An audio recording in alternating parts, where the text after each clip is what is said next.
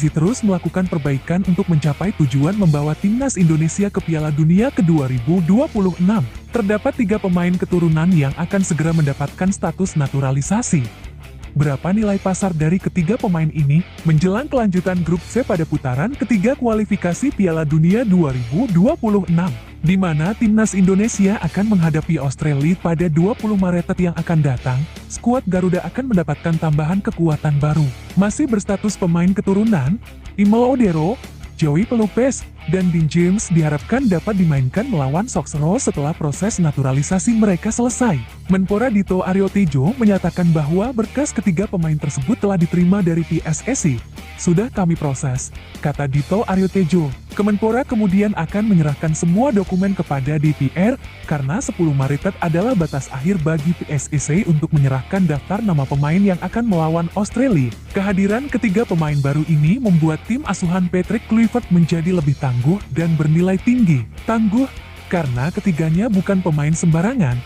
Imel Odero, yang lahir di Mataram 28 tahun yang lalu, pernah bermain untuk Juventus, Venezia, Sampdoria, Inter Milan, dan sejak 2024 bergabung dengan Como ke 1907. Ada kemungkinan besar bahwa Imel Odero akan langsung masuk dalam starting 11 menggantikan Maarten Paes yang dalam beberapa pertandingan terakhir selalu dipercaya sebagai kiper utama. Joey Pelupes punya pengalaman luas. Joey Pelupes memiliki pengalaman yang luas dengan rekam jejak yang mengesankan. Sebagai lulusan Akademi Twente, ia pernah bermain untuk beberapa klub, dan yang paling berkesan adalah saat dia membela Heracles Almelo serta Sheffield Wednesday, di mana ia sering dipercaya sebagai pemain inti. Pemain tengah bertahan berusia 31 tahun ini telah berkompetisi di Liga Belgia sejak Januari tahun 2025.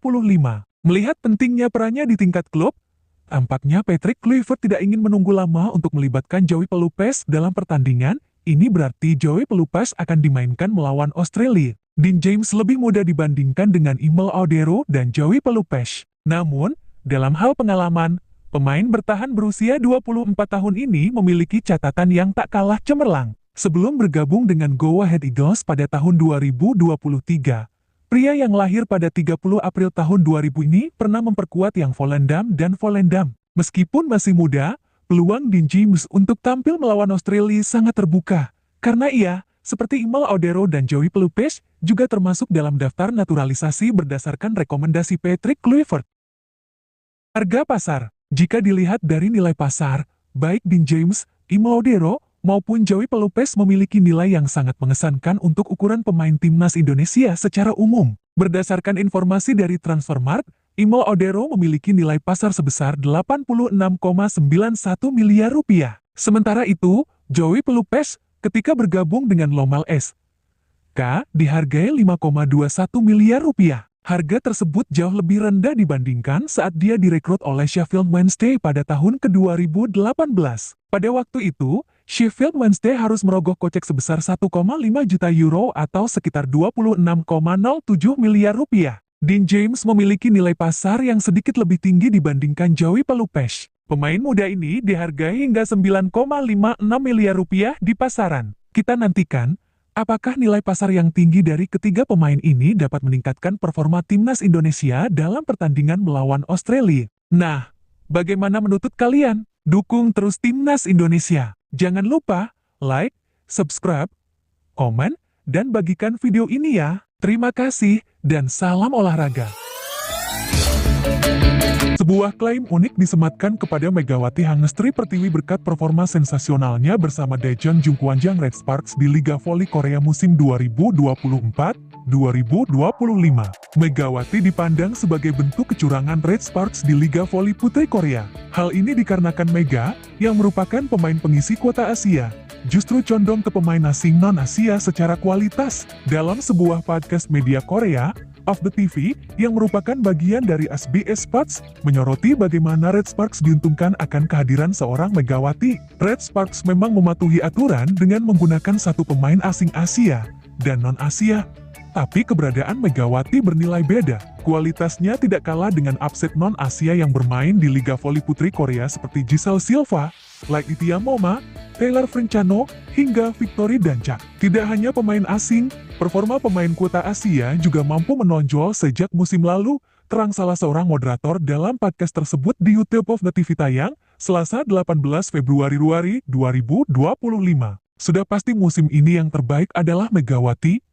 Dia telah memenangkan MVP ronde ketiga dan keempat, tambahnya menjelaskan. Satu dari dua orang narasumber menimpali bahwa keberadaan Megawati sebagai pemain asing Asia bak sebuah kecurangan di Liga Voli Putri Korea. Sebab pevoli asal Jember, Jawa Timur itu secara kualitas layak menjadi pemain asing non-Asia. Ini keberadaan Megawati adalah situasi kecurangan, hasilnya tidak adil, jelas sang narasumber. Jika kita membandingkan dengan pemain asing Asia lainnya, situasinya sudah berbeda jauh. Dia sangat kuat sebagai upset. Nyaris tidak ada bedanya sekarang Megawati antara pemain asing Asia dengan non-Asia. Pelatih Red Sparks, Ko Hee-jin dianggapnya beruntun, sebab secara tidak langsung, timnya memiliki dua legiun asing yang sama baiknya ketika menyerang. Red Sparks tidak hanya mengandalkan Megawati sebagai tulang punggung perolehan poin, namun juga ada Vanja Bukilik dari Serbia, yang secara kualitas sama baiknya dengan Megatron. Apalagi Bukilik memiliki posisi natural sebagai upset,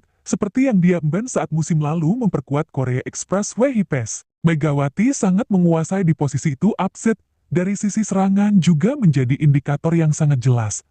Dia berada di puncak, dan faktanya dia adalah pemain asing kuota Asia. Hal itu dapat dikatakan sebagai kecurangan. Kecurangan dalam hal ini memiliki artian positif, di mana Megawati diklaim pemain asing kuota Asia yang memiliki kualitas non-Asia seperti Giselle Silva, Laetitia Mauma, hingga Victory Dancak. Sementara tim-tim Liga Voli Putri Korea musim ini mendatangkan pemain asing Asia yang cenderung memberikan keseimbangan, seperti Sangyu Peppers, Wipawi Sritong Hyundai Hillstead, Tanaka Suksut Hipes, hingga Chen Sintong IBK Otos. Main asing Asia yang cukup menterang lainnya ialah Anneliese Fitzy Australian.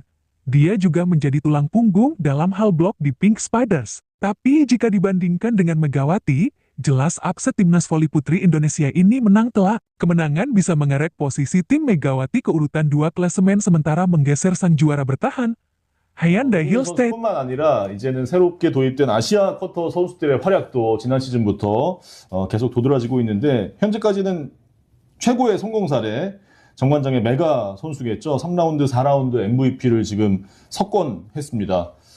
외국인 선수가 아니라 아시아 쿼터 선수의 기록이라고는 믿기지 않을 정도 지금 보여주고 있죠. 여긴 반칙이야.